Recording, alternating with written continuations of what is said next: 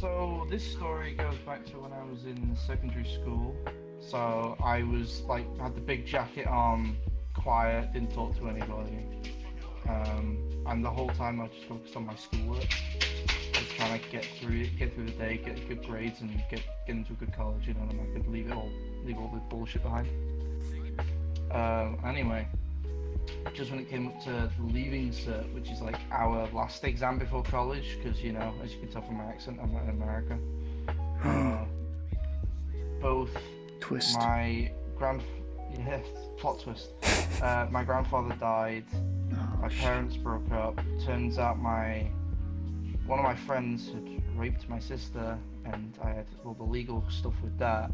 And because of that, ruined my studies.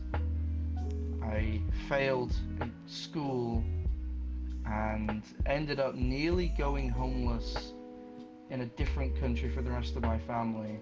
I was very close to living on the streets, but barely, like, I'm talking within 10 cents, 15 cents of living on the street. That's what paid rent.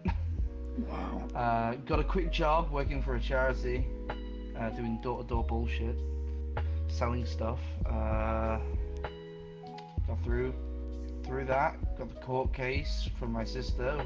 We actually won that court case, which was awesome. Granddad's funeral was great, and I ended up now in the process of buying my own land, and got a girlfriend who I've been together with for 7 years, and got my life on track. So I guess my message for anyone out there would be, you know, no matter how shit things look like, no matter how shit you think things are going, if you keep going just a little bit, things will work out eventually. And if not, you've always got family by your side. I moved countries from the UK to the US, where I spent the last 7 years in the UK on and off. A lot of the friends that I met were online, so I didn't really think the move would really affect much. But I don't know. Whenever I left the UK, I realized like a lot of the interactions, a lot of the people that you meet day to day that you pass by that you don't really think much about, how different the environment is.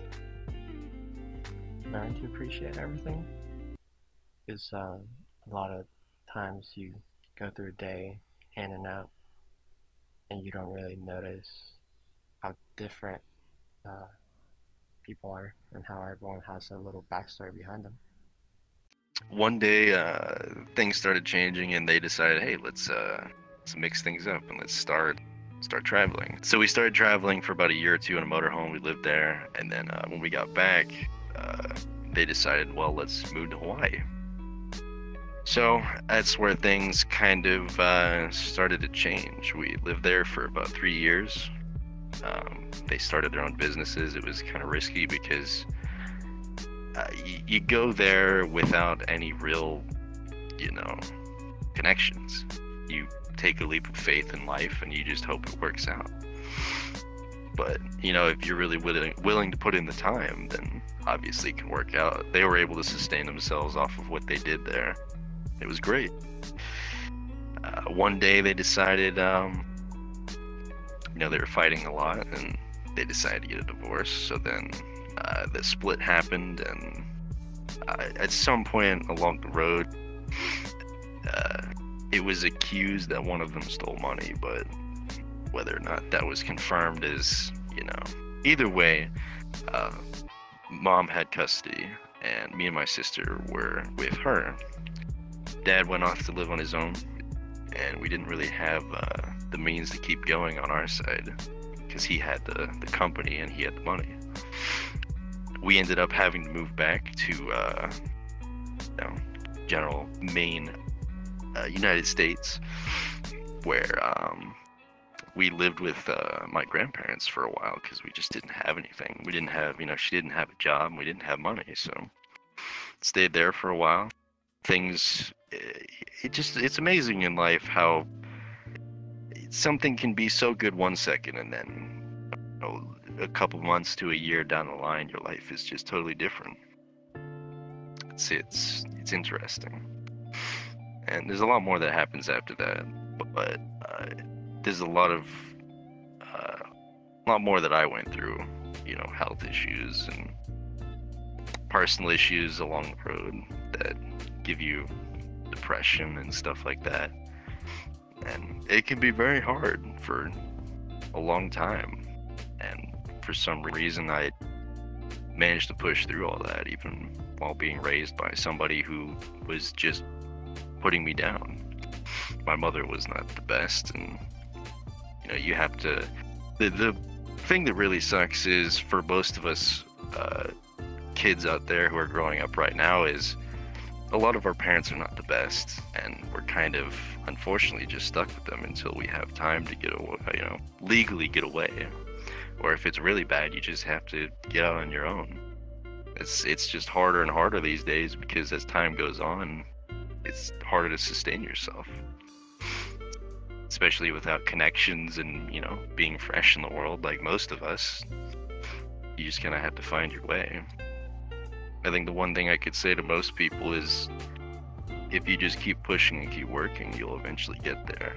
It might take years, but if you're willing to, again, put in the work and keep strong, then you'll be able to make it. So next to this, I was pretty young, around like 10 or less. There was this straight cliff. It was like mostly dirt with a bit of rocks, and I remember every year climbing that any day I could. It was so much fun, and eventually more and more kids did it. But we were smart, and we knew the rules, which was never climb above anybody else. If something happens, go get an adult right away. The usual stuff, right? So I remember a new kid came in that we've never seen before, and we were like, oh yeah, great, new friend, blah, blah, blah. And then he found out we were going to go climbing, right? And he was like, oh, I've never done that. And we go, what? Well, come on, let's go.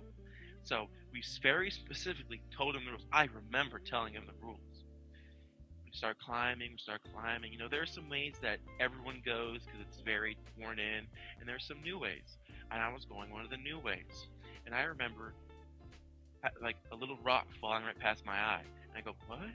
And I look up, and I see the new kid climbing right above me, like literally a foot. And I look up and I go, hey, you're not supposed to. And that's when this foot-sized rock unlodged and hit me right in the face. And I tumbled my ass all the way down. Holy shit. And I still have the scar. Well, I grew up a normal life since I was born until about 13. Then I got involved in the drug trade. Then I got addicted to Xanadu. And here I am today on VRChat, trying to make friends, because I don't have any in real life. I don't have many friends in real life too. Do you want to be my friend? I think probably the happiest thing was when I finally was able to start taking estrogen therapy. How different do you feel right now? Oh, in terms of emotions, like, emotions became a lot more extreme. Like, if I'm happy, I'm a lot happier. If I feel really upset about something, that's a lot more extreme. I had to stop playing competitive games for a while because, like, my reaction to the negative reaction to losing was so much harder to control than I was used to before.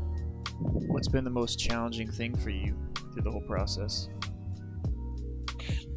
Probably dealing with family overall, because they're very not supportive of it. So there are a lot of things I could probably get from, like, their insurance, for example, that I'm paying for out of pocket, or you know, they're not going to call me by my preferred name over my given name, or things of that nature. It's just kind of dealing with, how do I know who I can talk to about it, who I can't, within the family. So is your family supportive of you?